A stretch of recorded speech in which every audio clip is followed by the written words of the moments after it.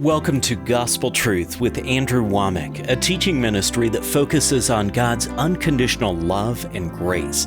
If you are seeking the Lord, His plans for you will bring you to an expected end. You don't have to wonder, am I going to go out with a whimper? Am I going to go out with Alzheimer's? Am I going to be wasting away? No, God has a plan for you that does not include these things, and you can have that expected end if you find His will. And now, here's Andrew. Welcome to our Friday's broadcast of the Gospel Truth. This is the end of my 9th week of teaching verse by verse through the book of Romans. We're now in Romans chapter 12 and verse 10. And this has been a lengthy series, and I know that some people would really like to get on to something else, but I just really felt impressed to teach verse by verse through this. And we've also put together a brand new product. I've got this book entitled Romans, Paul's Masterpiece on Grace. And this is a combination of my digital living commentary on the book of Romans, along with my teaching that I've done. And so this is a 422-page book. We've also got CDs and DVDs on that, and we're offering a package deal. We'll give out all of that information at the end of our program. So I've still got another few weeks to go on this for sure. We finished up yesterday in Romans chapter 12, verse 9, where it says, "Let your love be without dissimulation." That means hypocrisy. "Abhor that which is evil, cleave to that which is good." And I tell you, this is so important. I think it's worth pointing out that Romans is Paul's masterpiece on grace. That's what I've entitled this book. And the majority of this book, I'd say up through at least chapter 8, is just, systematically, masterfully showing the grace of God versus the Old Testament law and performance-based mentality. But in this same book, the same author is now talking about let your love be without dissimulation. Abhor that which is evil, cleave to that which is good. Sometimes when you teach on grace, people just go to an extreme and think, well, God now is just fine with everything and with everybody. And homosexuality, transgenderism, killing babies, on and on you could go with all of the things that now everything is fine because of grace. In that same book that Paul spent the vast majority of this book establishing the subject of grace, he's saying that you need to love with genuine love that abhors evil and cleaves to that which is good. Hatred is a part of grace. If you are truly going to receive the grace of God, then you have to hate the things that come against the message of God's grace. And you could take another example. I'm not going to take time to turn over there, but in Galatians chapter 1, the Apostle Paul said, if anybody brings any other message unto you than what I have brought unto you, let him be accursed. And I'm sure that was such a strong statement. People thought he couldn't mean what it looks like he means. So in the next verse he says, again, I say unto you, if any man preaches any other gospel unto you than that which I have preached, let him be accursed. Did you know that that's grace? Grace is not weak. Grace is not just, well, anything goes because now Jesus has paid the price. Grace is that God loves us in spite of our performance. And He has paid for the sins of the entire world, but you have to accept that grace. And the way you accept it, Ephesians chapter 2, verse 8, for by grace are you saved. That's God's part.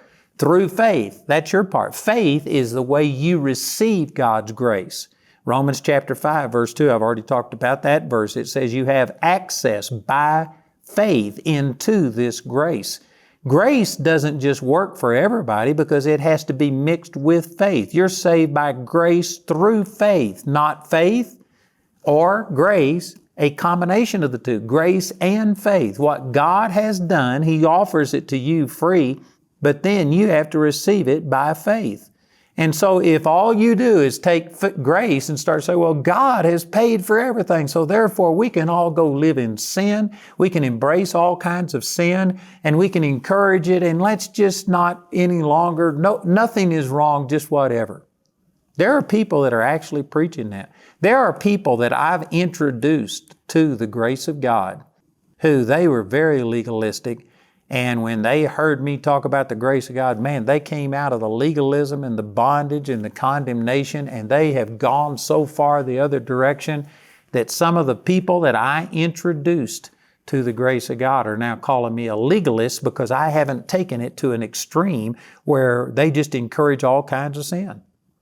I actually had one person, it was actually a friend of mine, say that she loved the homosexuals much more than she loved Christians, and she felt more in agreement with them, and that Christians should not ever speak anything that would ever hurt a homosexual. Well, you shouldn't be malicious, but you need to tell people the truth. It's only the truth that sets them free, and it's the truth they know that sets them free.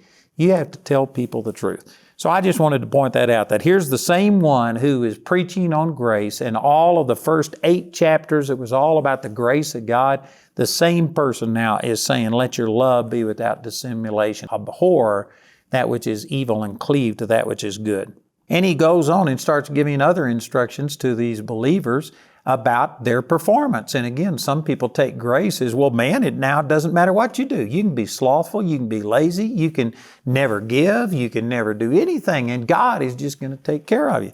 Here's the same guy who is preaching on grace, and now he says in Romans chapter 12, verse 10, be kindly affectioned one to another with brotherly love. If you look this up in the Greek, this is talking about love for family members. There needs to be a love and an honor among family members. And certainly, there are plenty of people watching this program that your family hasn't treated you right, but we still need to love them. That doesn't mean that we necessarily approve of everything that they've done. I've actually had people come to me before, and I've told them, you need to break this relationship. Not close the door and lock it like it'll never come back, but you just need to. Sometimes children have to tell their parents, I'm cutting the umbilical cord. I'm cleaving to my wife, and you cannot run my life any longer. Sometimes family relationships are toxic, and you just have to cut them off for a period of time. Again, not lock the door. Pray that the relationship is established, but some people it's easier to love from a distance. But nonetheless, it's saying that we need to be kindly affectioned one towards another in our family members, in honor, preferring one another. This goes along with Philippians chapter 2, where it says we are supposed to esteem others better than ourselves. You know, that is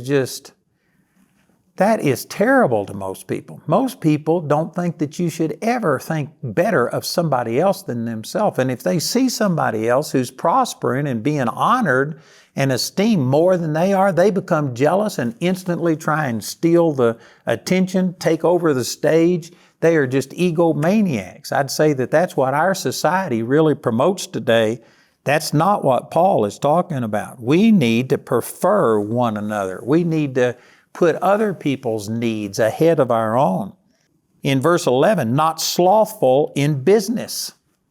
Again, some people who preach grace, well, it doesn't matter what I do. I've even told people before that if you take my teaching on grace that says that, you know, God loves you in spite of what you do. There's nothing that you can do to make Him love you more. There's nothing you can do that'll make Him love you less.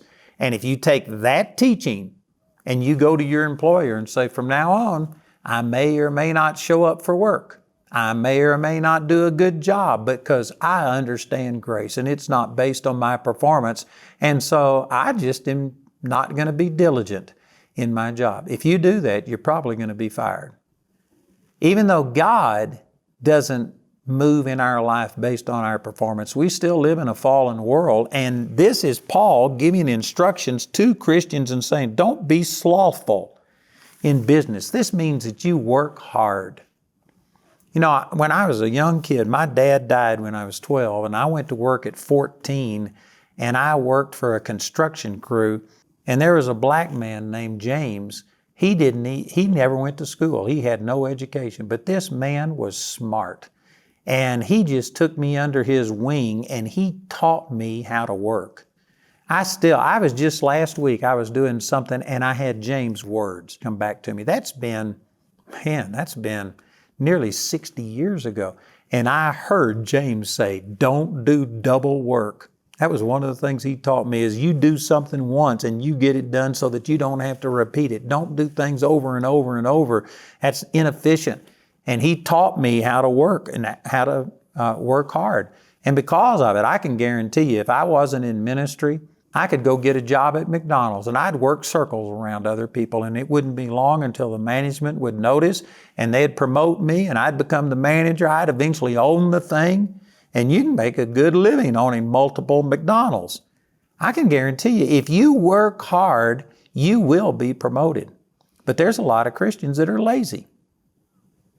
There's a lot of Christians that if you have a break at 10 o'clock, you take the break at 9:55 and then you go to 10:20 instead of 10:15, and then after you're supposed to go back to work's when you decide to go to the restroom, and so you wound up taking off 30 minutes instead of a 10 or a 15-minute break. That's slothful. And even grace people, man, you ought to work hard. Just because God doesn't love you based on performance, your employer's not God. He's going to look at your performance, and you need to work hard, not only so that you can be promoted and have your needs met, but so that you can be a good testimony. So it says here that you're not supposed to be slothful in business, fervent in spirit, serving the Lord. This is just talking about that you need to be passionate. You know, I have some people that are students, and I was looking at a guy just last week, and I mean, the guy, he just doesn't seem to have any passion about anything. He isn't committed to anything. He never expresses himself. He never does anything. And I don't know what's going on. I'm not close enough to him to find out. And so I'm sure that there's probably some reasons for it. But that's contrary to what this is saying. You need to be fervent in spirit, serving the Lord. Man, you need to be passionate. You need to find what God has called you to do and be passionate about it. It goes on to say, rejoicing in hope. I could spend an hour on this, but hope, I've got a teaching on this, that hope is just a positive imagination. It's the ability to see the future. It's the ability to see something that isn't present with you right then, or something that you can't see. It's your ability to imagine things. Hope is always in the future, and that positive imagination will cause you to rejoice. If you aren't rejoicing, it's because you aren't looking with your heart at the positive things that God has promised. Instead, you are using your imagination to see failure, to see negative things, and it's causing fear and worry and stuff like this. It's your positive imagination that causes you to rejoice. It says over in 1 Peter chapter 1, I believe it's verse 8, that yet believing we rejoice with joy unspeakable and full of glory. If you aren't rejoicing with joy unspeakable and full of glory, it's because you aren't in faith. And I know that some of you think, well, no, you don't know my problems. Well, it's not your problems that's a problem. It's the way you look at your problem. You see it defeating you. You see it overcoming you. You see it as a situation that can never change, and you're looking at it negatively. But when you start looking through hope, a positive imagination, and you start imagining how this could work together for good, then it'll cause you to rejoice. You know, the very first book that I ever printed, I went to my partners, and this was a big expense, and it cost me, I think it was $22,500 to print this first book on grace and faith that I ever did. And I didn't have anywhere near that. That was nearly a year's income at that time. And so I went to my partners and I advertised it and said, would you please pre-buy the book, and then I'll get it printed and then I'll send you a copy. So they did that, and I paid this $22,500. It turns out that our salesman we were dealing with stole the money and headed to Mexico. He did the same thing to Charles Stanley and Nikki Cruz. All three of us were with the same publisher, and this one salesman stole all of our money and gave us this price. And it turned out that this price was a very low price. To get the book reprinted by that company, it cost me $45,000. So he lowballed the price so that we would pay him up front, and then he took our money. So anyway, when they told me about this, you know what? Immediately I thought of Proverbs chapter 6, that if you catch a thief, he has to restore sevenfold or give all of the substance of his house to pay. And so I said, give me a piece of paper. And I wrote 7 times whatever that was, $60,000, the $22,500 that I was out, plus the $45,000 to get it reprinted. And I added that together and said 7 times this. This is how much extra we are going to get this year. And I started rejoicing. See, this is what it says. You rejoice in hope. I could have looked at that situation in just the natural and looked at all the potential problems and looked at that my partners were going to think I lied to them and that I didn't deliver. And I could have looked at all the things that were wrong. Or I could have looked at it in hope. And when I looked at it in hope, immediately I went to rejoicing. And did you know that that year our income increased nearly to the dollar, exactly 7 times that amount that was stolen from me? Man, if you are in hope, you will rejoice. It goes on to say, patient in tribulation, continuing instant in prayer. In tribulation can be a lot of different things. It can be persecution because of the gospel, but it could just be having a bad day because your car breaks down, because your dog bit you, because, we live in a fallen world and there's a lot of things that go wrong. And you have to be patient. Part of patience, it says, in your patience possess ye your souls. And if you were to look at that in context, what it is, it's God is promising us that we ultimately win, and that all of the Antichrist and the false prophet and all of the people who are coming out against the things of God, they're going to be taken and cast into the lake of fire, but the righteous will shine as the sun. So what it's talking about is you put things into perspective. In this life, most of the time, if you are seeking God and really standing strong in faith, you wind up winning in the long run in this life.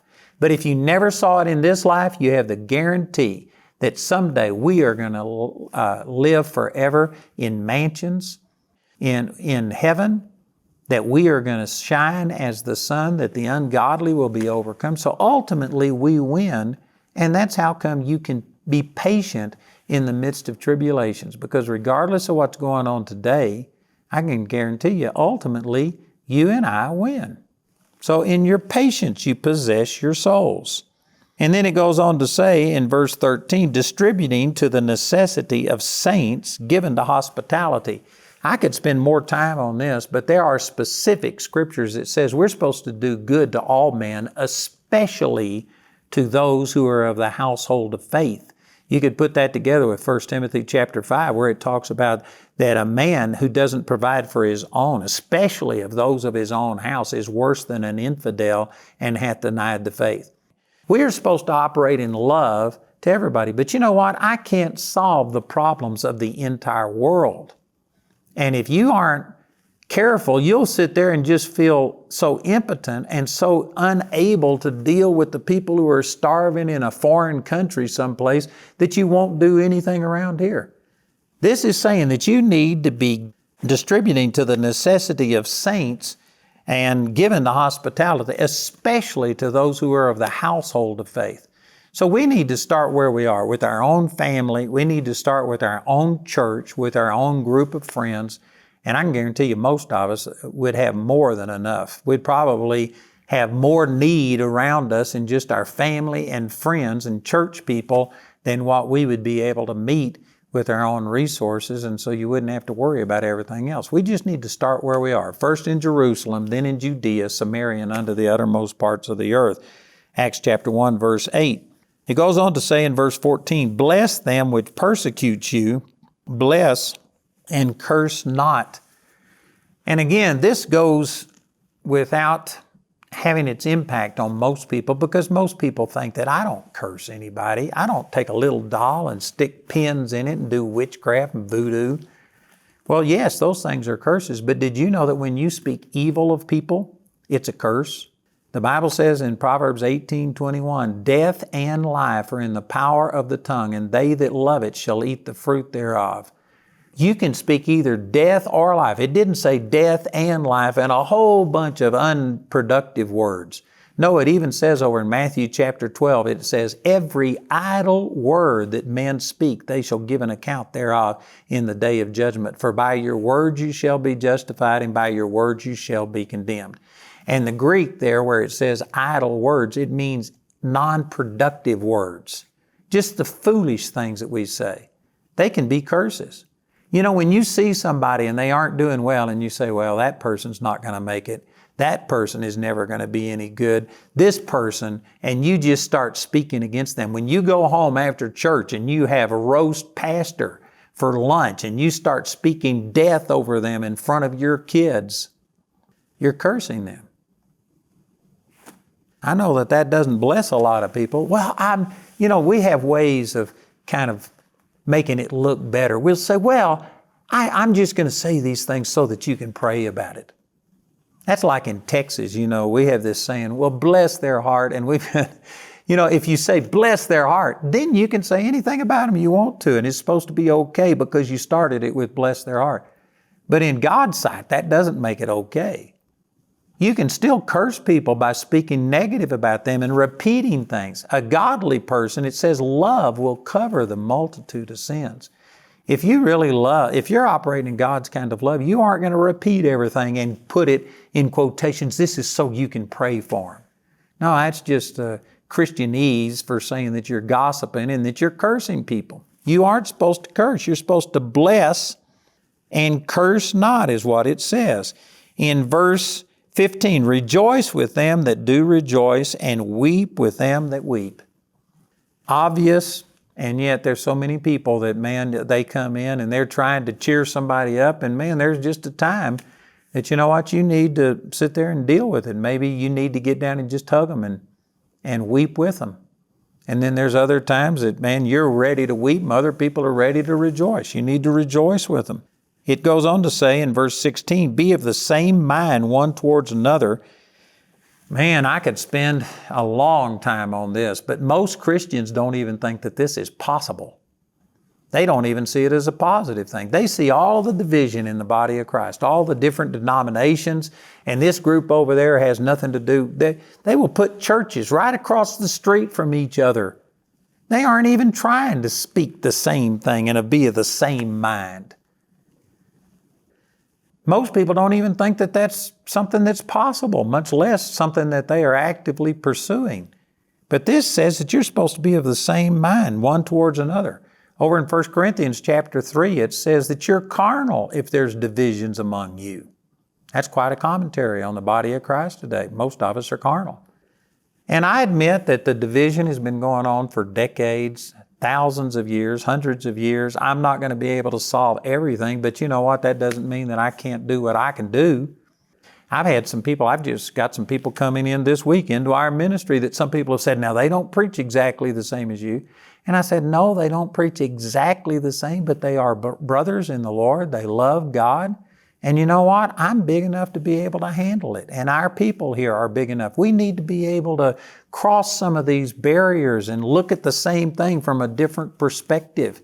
Now, I'm not going to bring in people who are just teaching heresy, but just because they teach things a little bit different than I, it doesn't mean that I reject them. We need to be of the same mind, of the same judgment. We need to operate in unity. I'm out of time today, but I am going to continue this on our programs next week. Let me quickly mention that I've got this book entitled Romans, Paul's Masterpiece on Grace. I would encourage you to listen to our announcer. He's going to give you information on this. This is the first time we've offered this, is during this series. And then we also have CDs and DVDs. We've got a living commentary, a lot of things. Listen, and then please call or write today. Andrew is pleased to announce the release of his brand new hardback book titled Romans, Paul's Masterpiece on Grace. This brand new book includes all of Andrew's personal study notes and commentary on the book of Romans, compiled from Andrew's Life for Today Study Bible and Living Commentary. This valuable resource is available for a gift of any amount when you contact us. Romans, Paul's Masterpiece on Grace, is also available in a CD or DVD album made from our daily television broadcast. Each of these valuable resources are available for a gift of any amount when you contact us. This entire series is also available for audio download absolutely free from our website. Go to awmi.net to see all the ways you can get this teaching. Today, you heard Andrew's personal revelation on the book of Romans. You can study through the entire Bible with Andrew when you get his continually updated living commentary.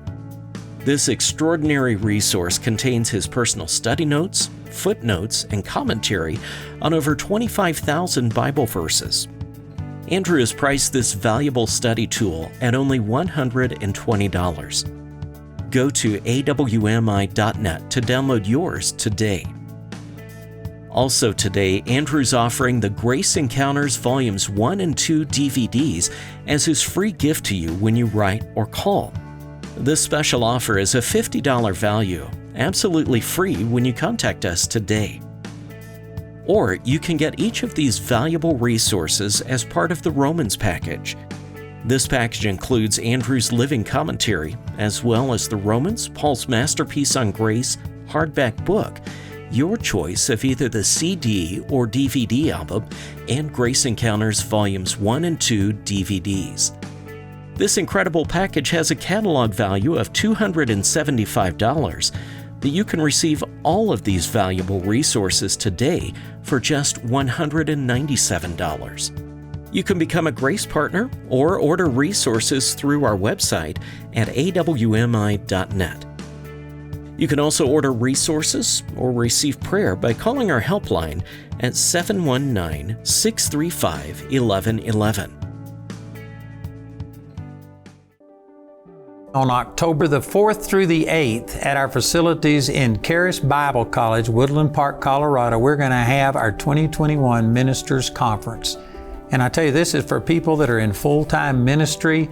You have special needs. We are going to be ministering specifically to you, and it's just going to be an awesome time. We've got our regular speakers, myself, Bob Nichols, Bob Yandian, Carrie Pickett, Greg Moore, Dwayne Sheriff, and this year our guest is Jesse Duplantis.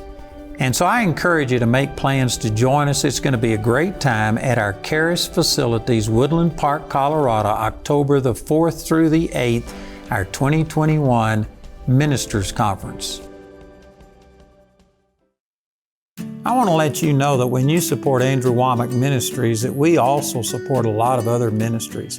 We actually started the Springs Rescue Mission that is now the largest distributor of food and clothing and furniture in all of Colorado Springs. We've got ministries to orphans. We've got ministry to children that have been caught in the sex trade. We support pregnancy centers, have actually lowered the abortion rate in Colorado to one of the lowest in the nation, and there's just a lot of things we do. So when you support here, you are helping us reach people all over the world.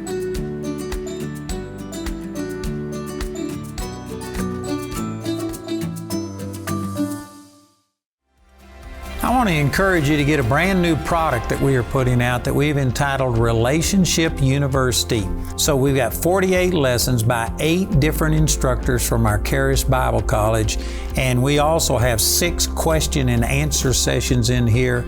We've got not only the audio, but then we have all of these books that has this, all kinds of things. It's just a great product, and I encourage you to get this Relationship University, a brand new product.